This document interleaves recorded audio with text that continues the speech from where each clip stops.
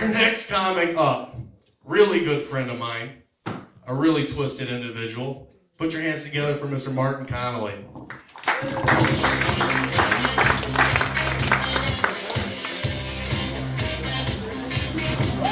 You guys have been great tonight.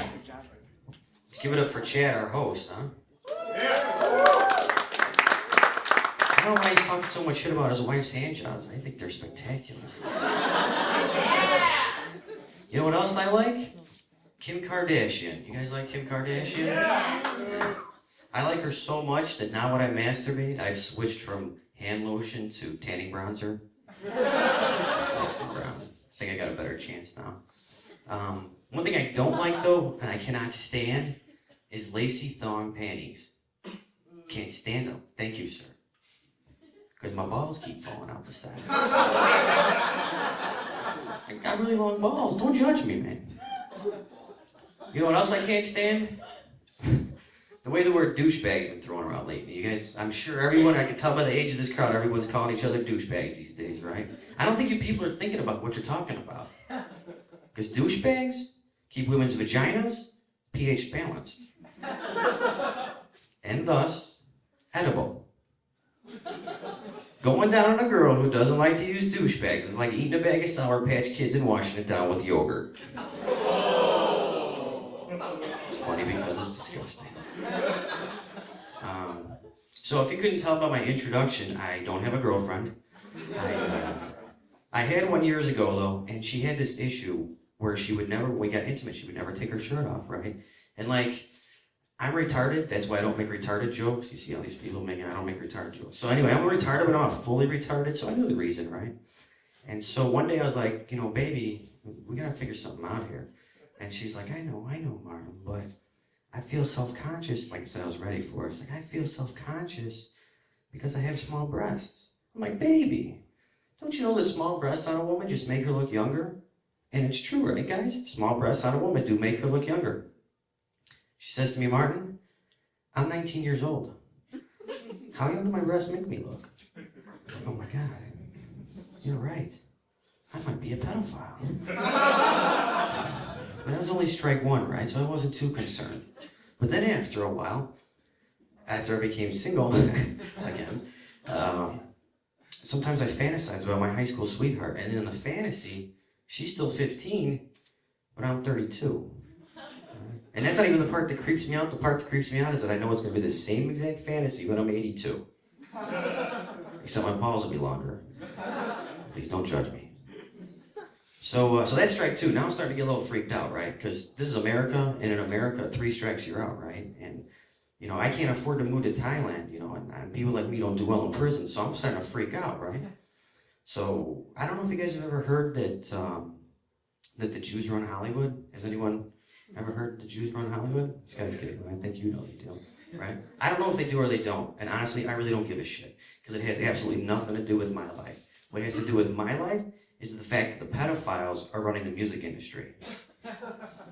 Give me a second to explain here. When I get drunk, I like to come home and put my headphones on, right? I like to listen to the radio, you know? And I'm a little bit crazy, if you couldn't tell. So sometimes when I'm listening to the radio when I'm drunk, I start visualizing the lyrics and stuff. You know, like I kind of think sometimes they're talking to me. So one night, this girl gets on and she's got this beautiful voice. She's like, baby, baby, baby, baby, baby, ooh. And I'm like, fuck. This girl's gotta be hot as shit, right? So I'm sitting there, and I'm waiting till the end of the song so I can get the DJ to tell me who it was, right? So I can put a face to the voice, right? And he gets on and he's like, that's the newest smash hit from Canadian sensation, 12-year-old Justin Bieber. I was like, what? Justin? Justin, right? Justin. So what you're telling me is for the past 4 minutes I've been having mental sex with a 12-year-old boy? That's it, that's strike 3, it's official, I'm a pedophile. If that's not bad enough, turns out I'm gay too. So anyway, I was talking about Jews earlier. I don't have a problem with Jews at all. I kind of like them, but I was reading some in the paper the other day, and I couldn't figure it out. They were saying that that like a big portion of Germany actually speaks Dutch. Did you guys know that? I didn't know that. I just found that out. And I found that so weird because a Dutch oven and a German oven are so very different. Like a Dutch oven burns your nose, and a German oven burns your juice. I know it's kind of corny. This crowd's already been raped. Yes, that was nothing. All right. So I watch a lot of late night TV, right? And I don't know if you guys, these commercials are ridiculous, right? The first one I want to talk about is the one for the Tempur-Pedic mattress. I don't know if you guys have ever seen this one. There's actually a few for the Tempur-Pedic mattress. The one that I'm talking about is the one, it's like, there's only 4 things in there. They got the foamy Tempur-Pedic mattress.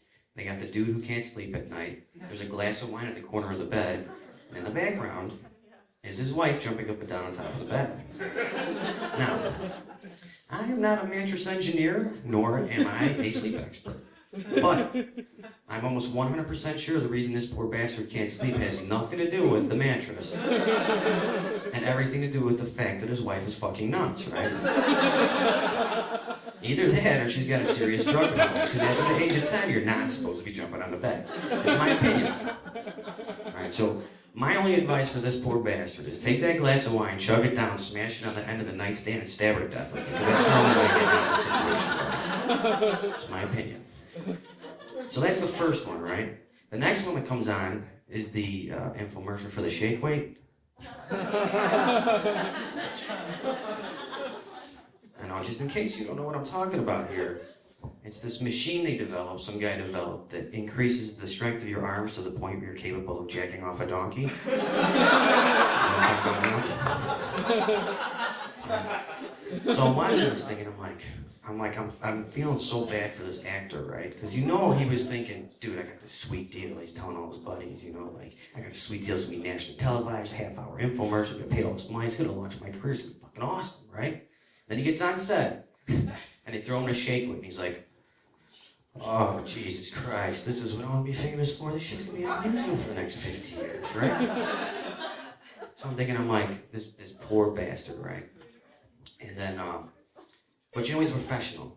So he's thinking to himself, I'm just gonna grit my teeth, keep a smile on my face, and fight the tears back, right? So he's like, right? But you know he lost control every now and then too, right? So he's like,